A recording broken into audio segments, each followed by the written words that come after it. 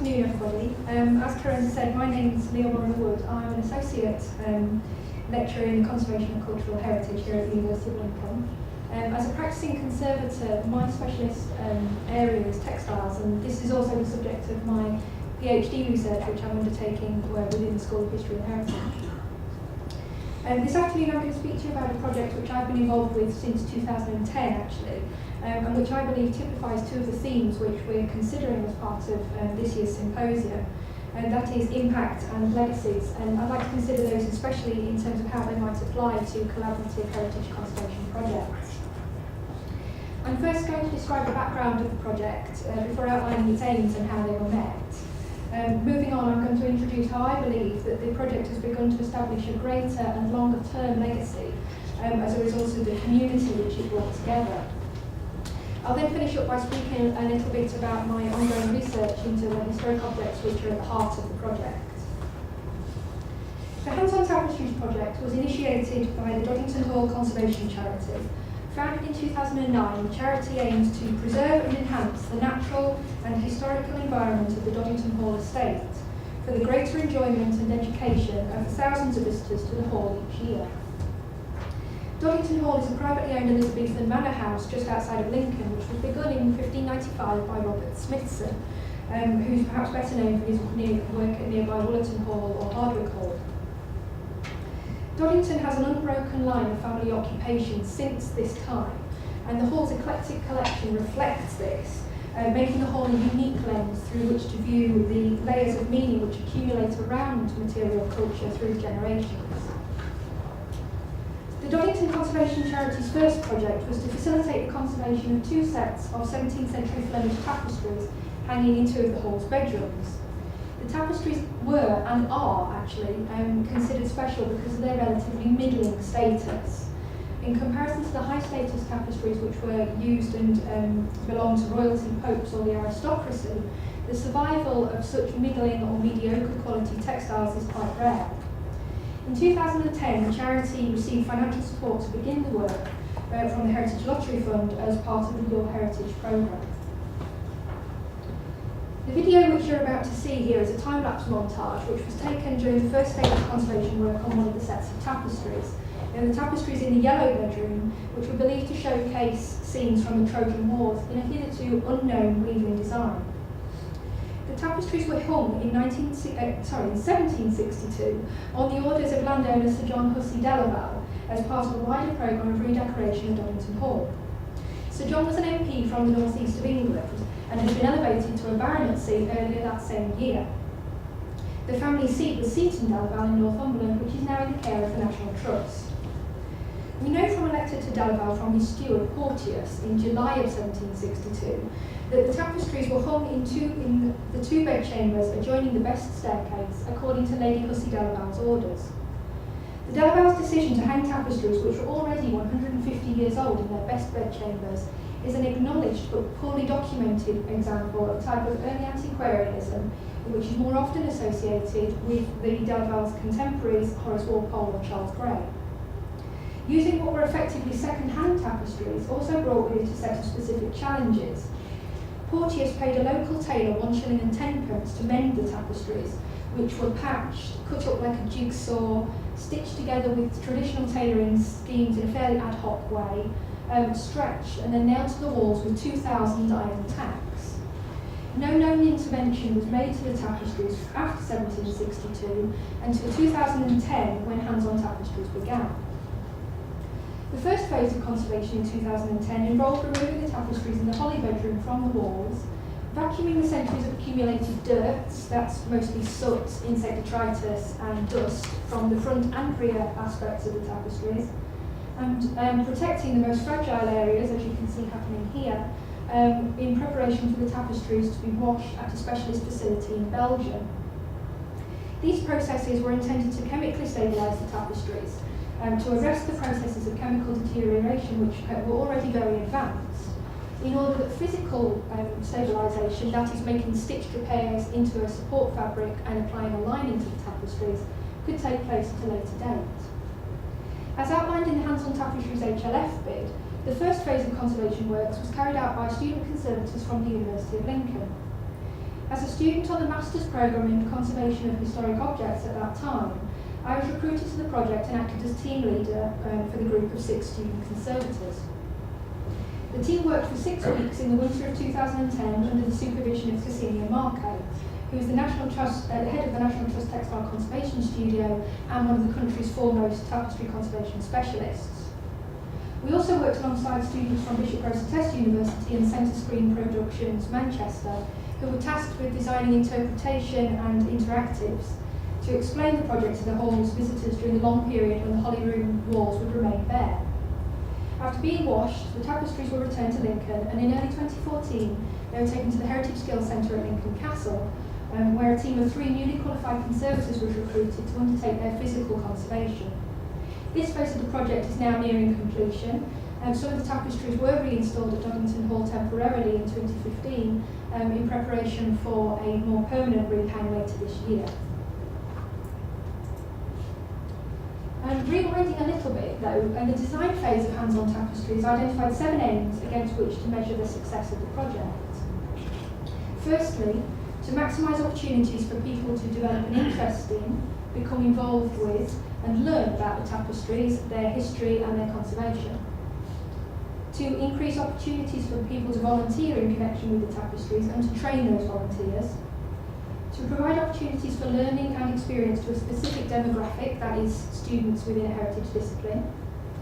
And to stabilise the tapestries from a conservation point of view.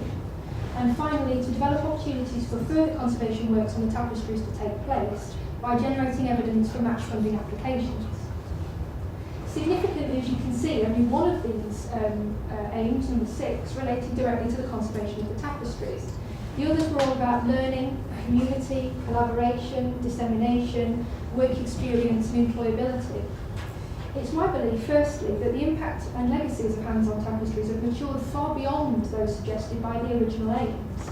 And secondly, that as a result of that, the community which grew up around the project has been broadened and strengthened as a direct result of the initial HLF support. Represented on this slide are the key stakeholders involved in the hands-on tapestries. As the primary stakeholder, Doddington Hall had interest in both a commercial and a charitable sense. It was and remains incumbent upon the Doddington Hall Conservation Charity to act to preserve the material culture in its care. The Hall, though privately owned, is also a visitor attraction and commercial organisation. So however altruistic the motives of the conservation charity, the reality of the situation is that the Hall must be profitable for the collection to survive at all. As a case in point, a 3rd set of tapestries and a valuable Reynolds painting were either sold or gifted to the nation in lieu of taxes in previous generations. Incidentally, the Reynolds is still on display at Doddington Hall in the Long Gallery if anybody would like to see it. As it turned out, after they gifted it to the nation, it was far too big to get out of the room, and so it's still at the Hall now. The staff and volunteers at Doddington were also listed in the HLF applications being beneficiaries of hands-on tapestries, and likewise the interests of the many people who patronise Doddington, its visitors, customers at its farm shop, school children, community groups, families attending a wedding celebration and corporate guests were also considered.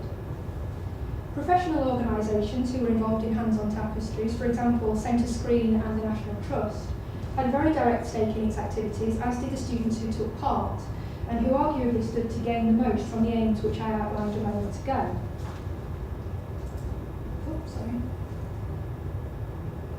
But what was gained? Were the aims met, and how has that benefited the stakeholding parties? Well, quantitatively, I think numbers speak for themselves. Since 2010, Doddington Hall has welcomed 125,000 visitors to the conservation pages of its website, and 90,000 visitors to the hall itself. The video I showed you earlier has been used by project partners to explain and share the work being done among a much wider audience. These people have learned directly or indirectly about the 7,000 hours worth of stitching which has so far gone into conserving the Holly Room tapestries. In terms of the fulfilment of aims number 4 and 6, that is to generate interest in and to stabilise the tapestries, the hopes of the original HLF bid have therefore been realised, I think.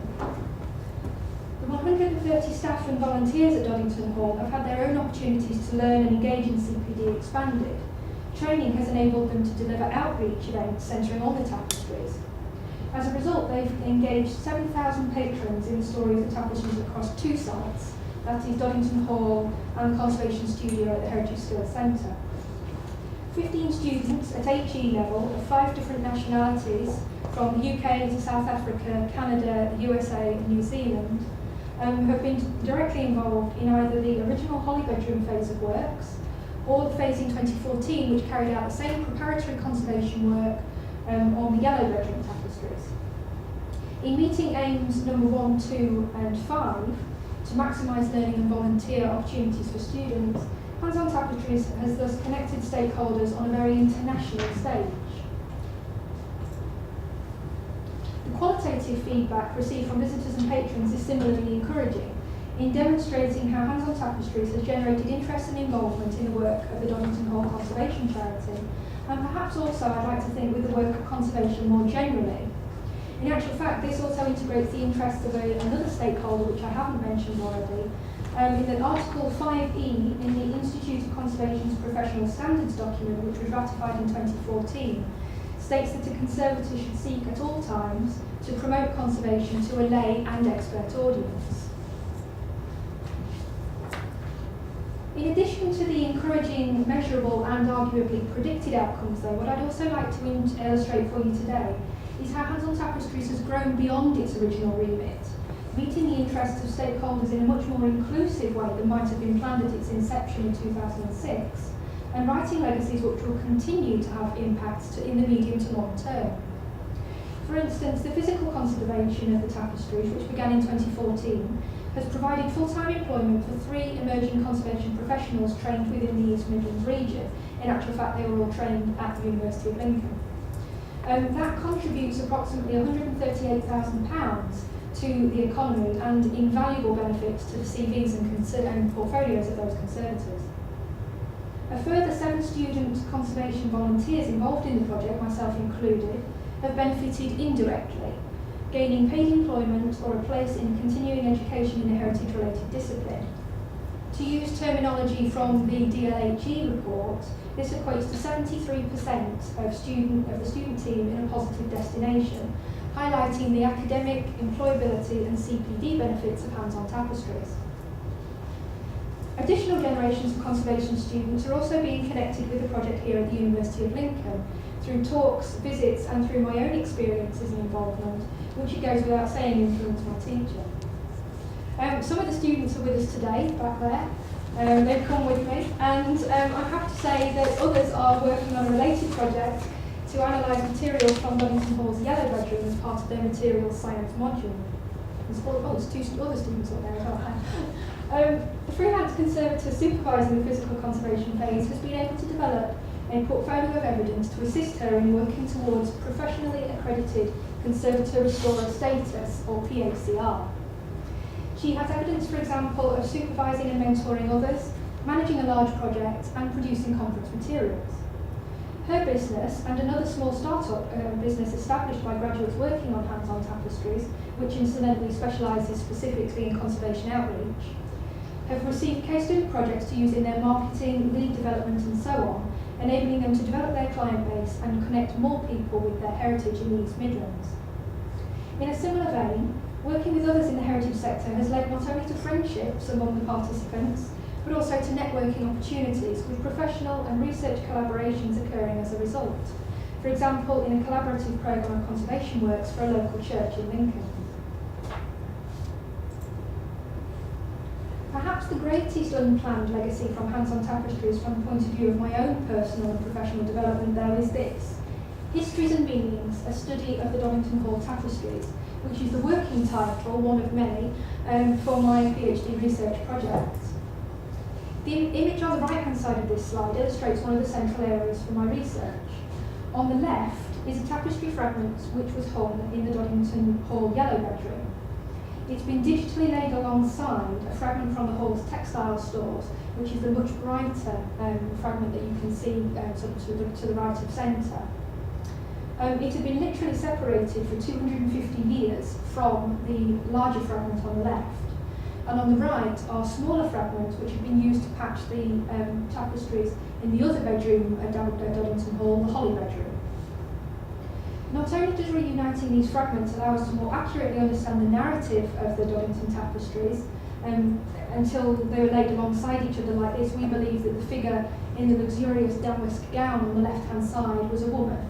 In fact, she is a he.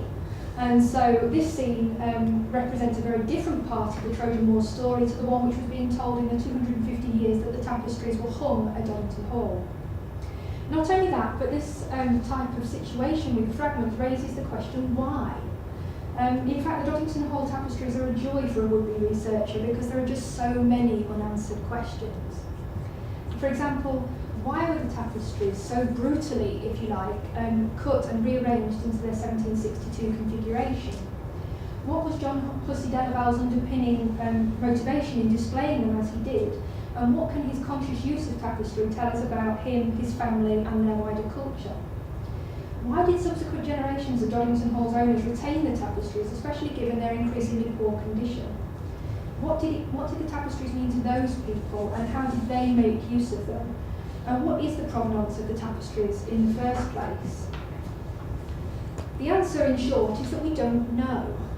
The Doddington Hall tapestries have virtually no documentary history, yet in letters of support for the Hands-on Tapestries project, their importance has been attested to by leading academics in the field of tapestry as a visual art form and the architectural history of the country house. Noted textile conservator Karen Finch tells us that to achieve the maximum benefits of sound conservation, the conservator needs to know and be able to evaluate how the history and usage of the object has affected its condition. And so in my research, I'm essentially going to return to conservation first principles, in asking what is the object, what is its history, and in taking an object-based study approach which will be familiar to researchers in material culture studies, I'll set out to establish, explain and document the tapestry's tangible and intangible qualities and their ongoing significance. In doing this research, which is very much in the preliminary stages, and I am a part-time researcher, in doing this research I hope to leave another footprint, expanding the periphery of hands-on tapestries further and leaving a legacy of understanding which will A, contribute to future research in the field of tapestry history and conservation, B, offer additional material for Doddington Hall and the Conservation Charity to use in the services they provide to visitors and the local cultural economy, which will perhaps have impact in a wider sense by adding to our shared knowledge of an as yet unidentified weaver, workshop or narrative scheme, and our knowledge of how tapestry was used by antiquarians or the lower gentry in the 18th century. These impacts are perhaps best summarised most succinctly by Mary Brooks in her book Textiles Revealed, and in fact the quote that I've chosen to use on the slide here also summarises neatly my methodological approach.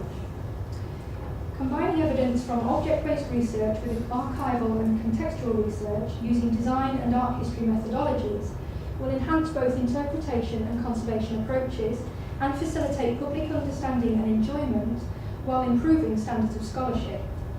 In other words, as conservation researchers taking an object-based approach in the absence of documentary sources, if we unify our own specific skill set with the skill sets of complementary disciplines, our research outputs have the potential to be in fact impactful in academic, public and professional circles, combining the interests of all three groups and showing that the whole really can be greater than the sum of its parts.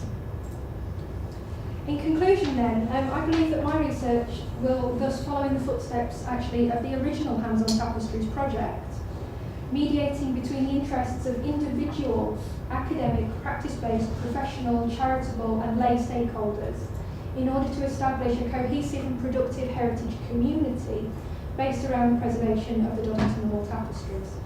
Thank you very much.